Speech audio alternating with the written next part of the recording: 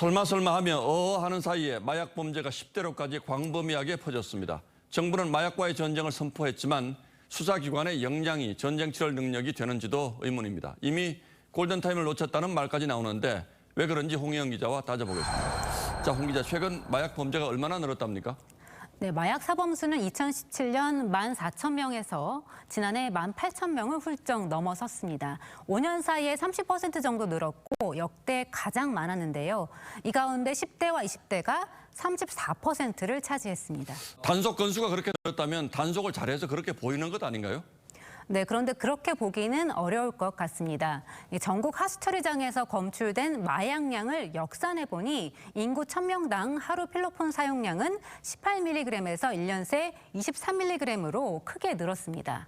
10대들이 SNS로 살 수 있을 정도로 마약이 급속도로 퍼지고 있는 데 비해서 이 수사력이 못 따라가고 있다고 보는 게 더 정확할 겁니다. 자, 수사력이라면 검경 수사권 조정 때문이라는 말도 있죠. 실제로도 그렇습니까? 네, 맞습니다. 2021년 검경 수사권이 조정되면서 예전에 비해 수사할 수 있는 기관이 줄었습니다. 과거에는 마약류의 거래나 투약도 검찰이 처음부터 수사할 수 있었는데요. 2021년 검경 수사권 조정 이후부터는 검찰은 마약 밀수, 그중에서도 500만 원 이상만 수사할 수 있습니다. 실제로 2021년 검찰이 직접 범죄 사실을 인지한 마약 범죄는 236건으로 1년 만에 73%나 급감했습니다. 이 윤석열 정부에 들어선 뒤 지난해 9월 법무부가 다시 수사할 수 있도록 시행령을 개정했지만 이 마약 범죄가 고도화하는 속도를 감안하면 때를 놓쳤다는 얘기가 나옵니다.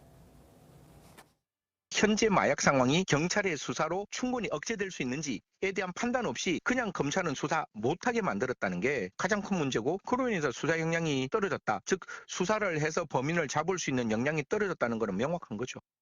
마약 범죄 대응 부서도 축소가 됐다면서요?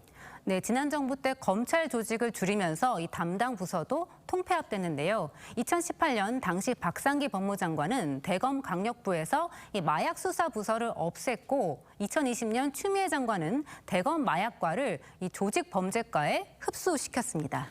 참 답답한 일이군요. 인력은 어떻습니까?